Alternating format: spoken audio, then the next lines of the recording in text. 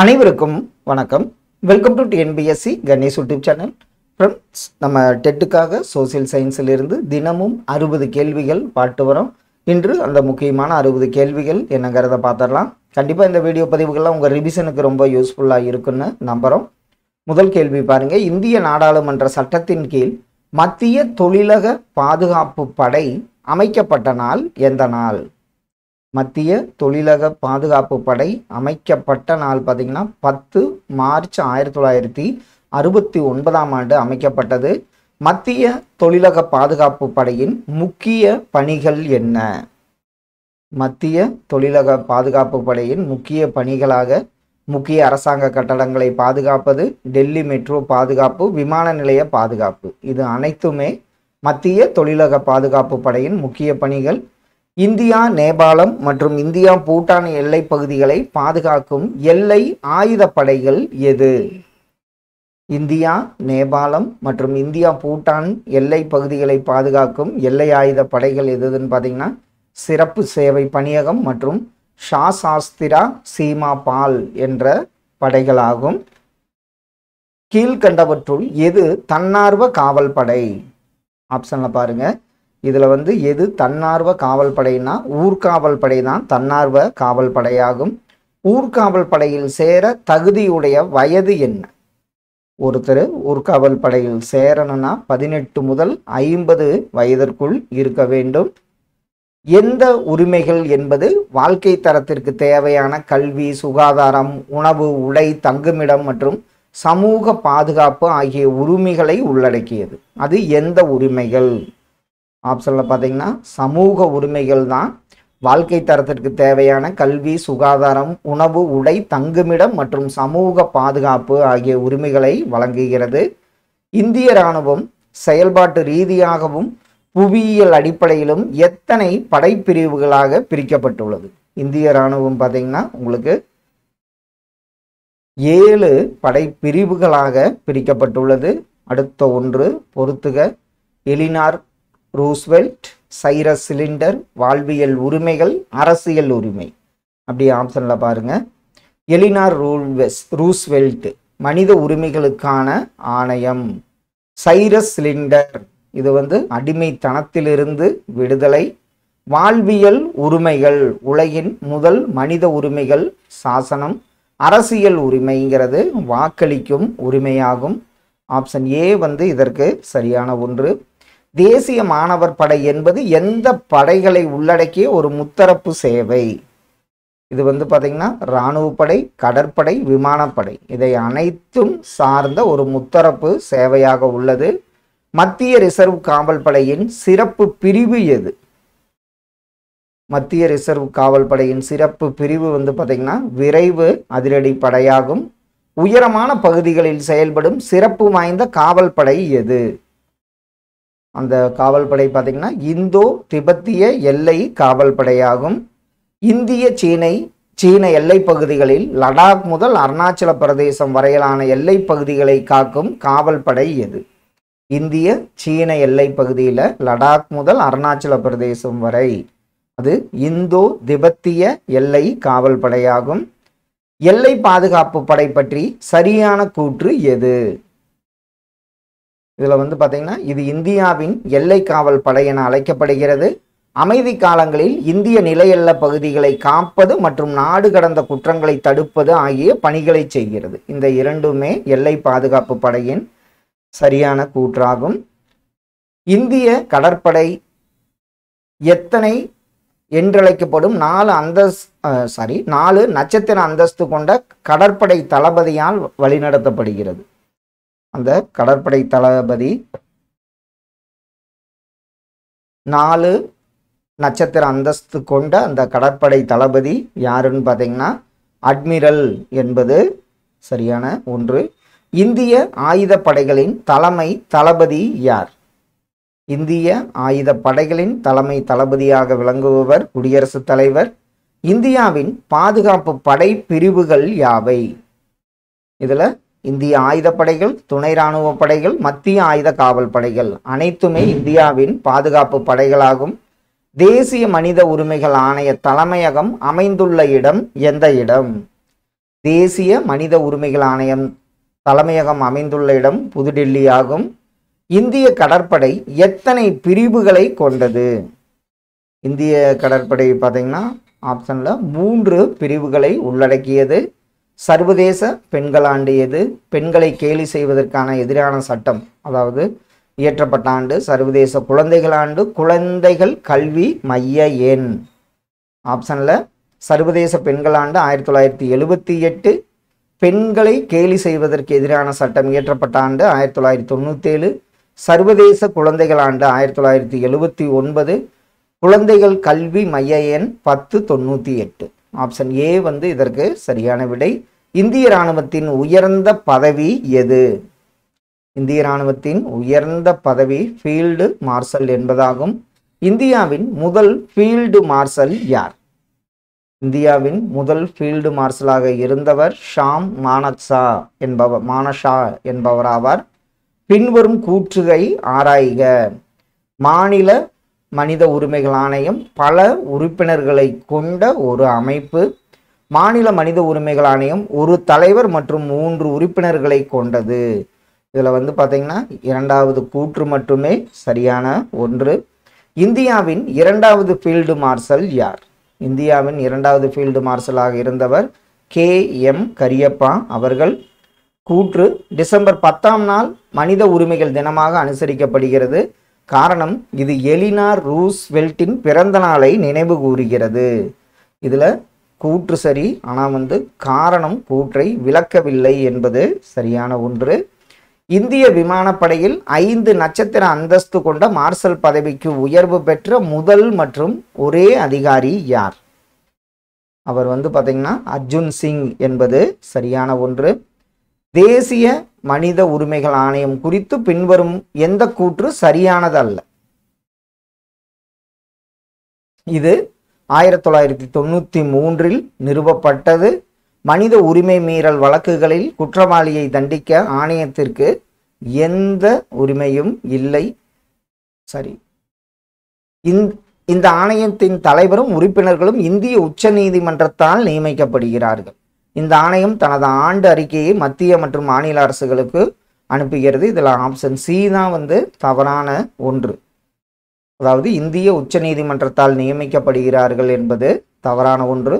Madras regiment தோற்றுவிக்கப்பட்ட ஆண்டு ஆப்ஷனில் பார்த்தீங்கன்னா 1758ஆம் ஆண்டாகும்.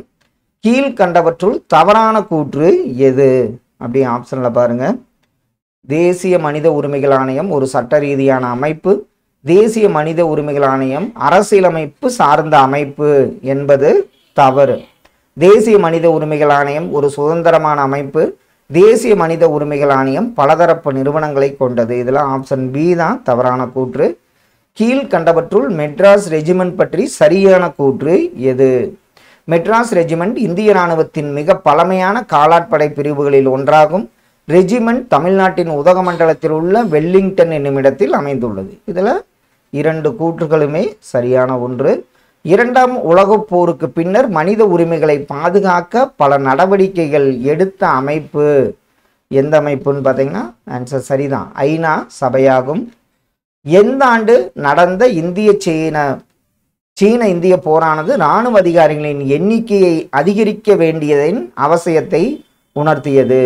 அது எந்த ஆண்டுன்னு பார்த்தீங்கன்னா 1962 தான் இந்திய சீன போர் நடைபெற்றது. இந்திய இராணுவத்தின் அவசர ஆணையத்திற்கான அதிகாரிகளுக்கு பயிற்சி அளிக்க எந்த இடங்களில் அதிகாரி பயிற்சி பள்ளிகள் நிறுவப்பட்டன? அது பூனா மற்றும் சென்னையில் நிறுவப்பட்டன.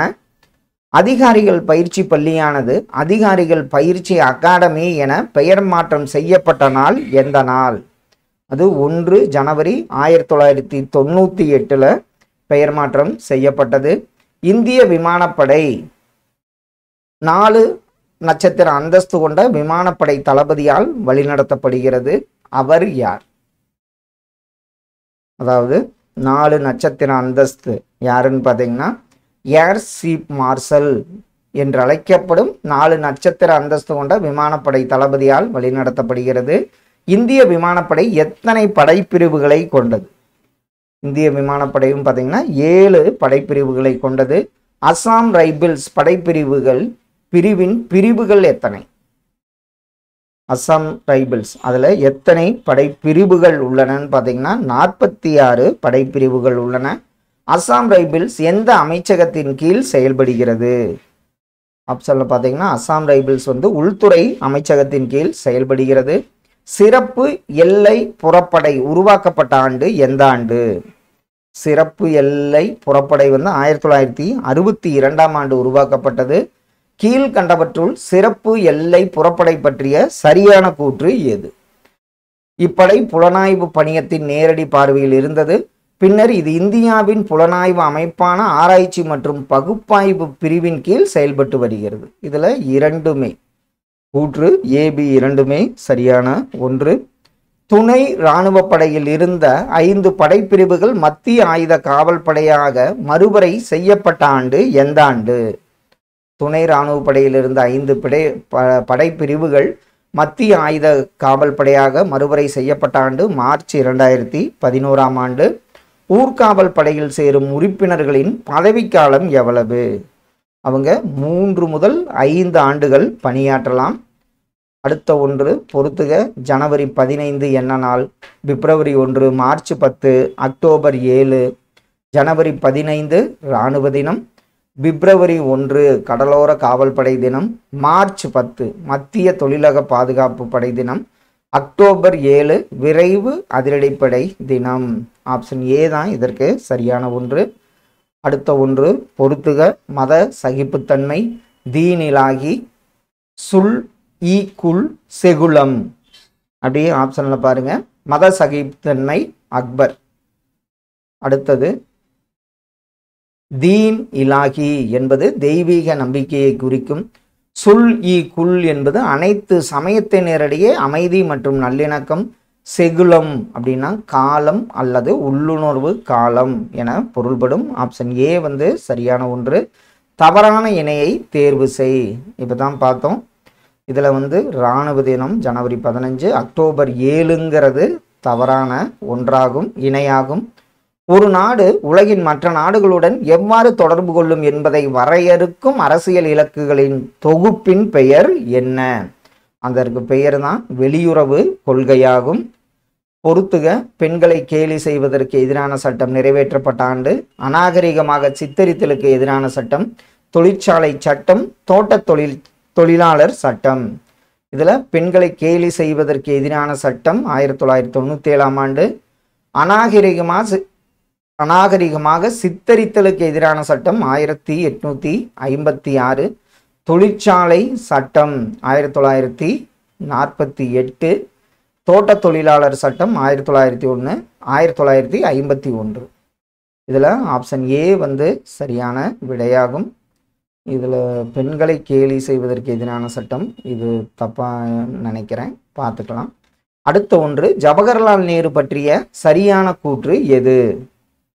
அவர் பற்றி பார்த்தீங்கன்னா சுதந்திர இந்தியாவின் முதல் பிரதமர், இந்திய வெளியுறவு கொள்கை வடிவமைப்பில் முதன்மை சிற்பியாக இருந்தவர், தனது கொள்கை திட்டமிடல் உலக அமைதிக்கு மிக முக்கிய இடத்தை வழங்கினார். திட்டமிடலில் முக்கிய இடத்தை வழங்கினார். இதில் அவரை பற்றி அனைத்து கூற்றுகளுமே சரியான ஒன்று. உலகெங்கிலும் கல்வி அறிவற்ற இளையோரில் பெண்களின் சதவீதம் எவ்வளவா இருக்குதுன்னு பார்த்தீங்கன்னா உலகளவில் 63% உள்ளனர். இந்திய கடலோர காவல்படை நிறுவப்பட்ட ஆண்டு எந்த ஆண்டு? இந்திய கடலோர காவல்படை 1978ஆம் ஆண்டு நிறுவப்பட்டது. கச்சார் லெவி என்றழைக்கப்படும் குடிப்படை எது? அது வந்து பார்த்தீங்கன்னா அஸ்ஸாம் ரைபிள்ஸ் தான் கச்சார் லெவி என்று அழைக்கப்படும் படையாகும். தமிழ்நாட்டிலிருந்து சோழ மன்னர் 1ஆம் ராஜேந்திரன் தென்கிழக்கு ஆசியாவின் கடல்சார் பகுதியான ஸ்ரீ விஜயம் மீது தன் கடற்படையெடுப்பை தொடங்கிய ஆண்டு எந்த ஆண்டு?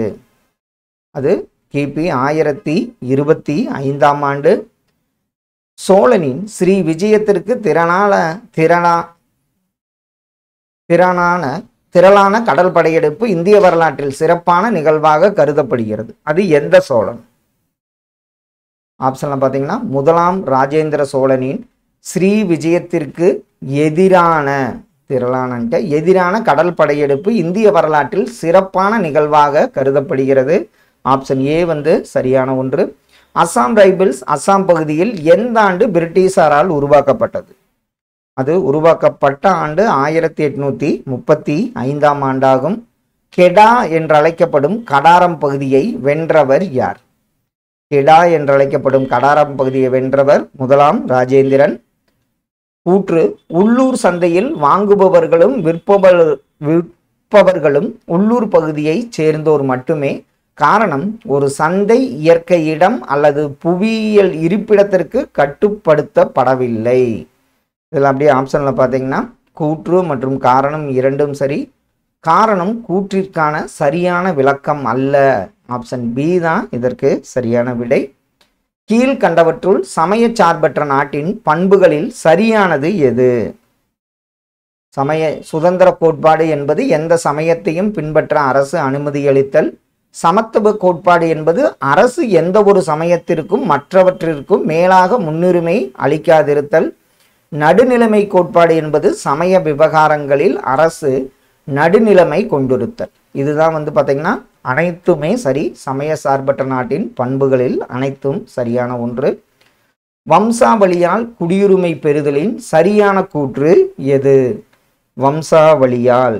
இதில் 1950 ஜனவரி 26 முதல் 1992 டிசம்பர் 10க்கு முன்னர் வெளிநாட்டில் பிறந்திருந்தாலும் அவருடைய தந்தை இந்திய குடிமகனாக இருக்கும் பட்சத்தில் அவர் வம்சாவளி மூலம் இந்திய குடியுரிமை பெறுகிறார்.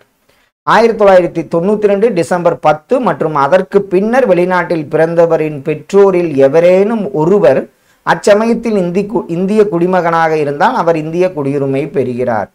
அதே மாதிரி 2004 டிசம்பர் 3ஆம் நாள் முதல் வெளிநாட்டில் பிறந்தவர்கள் அவர்களுடைய பிறப்பினை ஒரு வருடத்திற்குள் இந்திய தூதரகத்தில் பதிவு செய்யவில்லை எனில் இந்திய வம்சாவளி குடிமகனாக முடியாது. இதில் அனைத்து கூற்றுகளுமே சரியான ஒன்று. கூற்று, இந்தியாவில் சமயச்சார்பின்மை என்ற கொள்கை மிக்க மதிப்புள்ளதாகும். காரணம், இந்தியா பல்வேறு சமயம் மற்றும் பன்முக கலாச்சாரம் கொண்ட நாடாகும். இதில் கூற்று சரி. காரணம் கூற்றை விளக்குகிறது என்பது சரியான விடை. தவறான இணையை தேர்வு செய்க. இதில் பார்த்தோன்னே சொல்லிடுவோம், தீன் இலாஹி அப்படின்னா ஒரு புத்தகம் கிடையாது. இது ஒரு தெய்வீக நம்பிக்கை. கஜுராகா இது ஒரு இந்து கோவில். அசோகர் பாறை கல்வெட்டு. இக்பாலுங்கிற ஒரு கவிஞர் என்பது இதெல்லாம் சரி. தீன் இலாஹிங்கிறது ஒரு தெய்வீக கொள்கை நம்பிக்கை அப்படின்னு வரும். தேசிய மனித உரிமைகள் ஆணையத்தின் தலைவராக நியமிக்கப்படுபவர் யார்? ஆப்ஷன்ல பார்த்தீங்கன்னா ஓய்வு பெற்ற உச்ச நீதிமன்ற தலைமை நீதிபதி தான் தேசிய மனித உரிமைகள் ஆணையத்தின் தலைவராக நியமிக்கப்படுகிறார். ஃப்ரெண்ட்ஸ், இன்று ஒரு 60 கேள்விகள் பார்த்தோம். கண்டிப்பாக இந்த லெசன்லாம் நம்ம அப்படியே ஸ்கிப் பண்ணிட்டு போயிடுவோம். இதிலிருந்தும் கேள்விகள் கேட்டால் உங்களுக்கு ரொம்ப யூஸ்ஃபுல்லாக இருக்குன்னு தான் கொடுத்துருக்கோம். Thank you for your support.